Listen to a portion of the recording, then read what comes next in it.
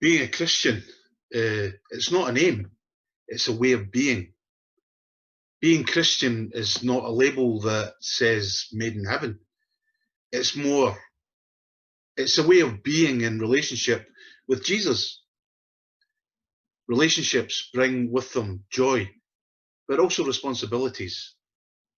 The parable of the wedding feast that we hear in the gospel today tells us that we have received an invitation to be in relationship with the King, but something is expected of us.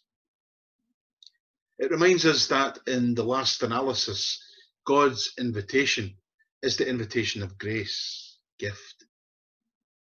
Those who were gathered in from the highways and the byways had no claim on the King at all. They could never, by any stretch of imagination, have expected an invitation to the wedding feast. Still less could they ever have deserved it. It came to them from nothing other than the wide-armed, open-hearted, generous hospitality of the King. It was grace that offered the invitation and grace that gathered people in.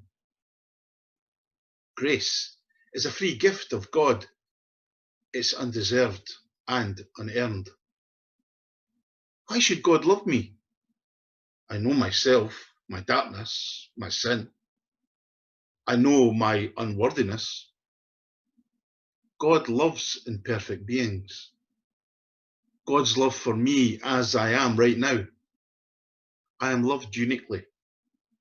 I have loved you with an everlasting love, and I am constant in my affection for you, he tells us.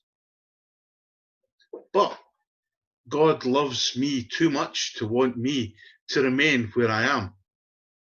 And so his grace is always prompting me forward to great things and deeper holiness. Grace is a mysterious thing.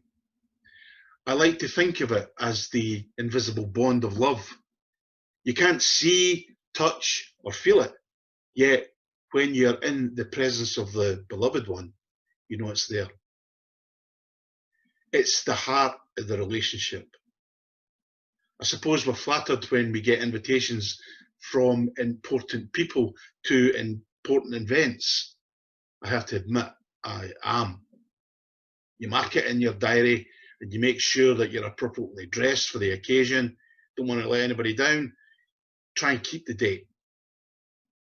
Do people know that they are invited to the heavenly banquet of God's unfailing love?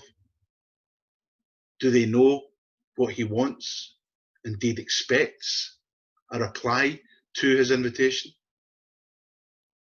In the parable of the wedding feast, they all had good, even legitimate reasons for saying no, because those who were invited didn't come.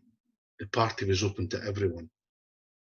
We talk about ourselves as the people of God, the invited ones. If we don't come, there are consequences.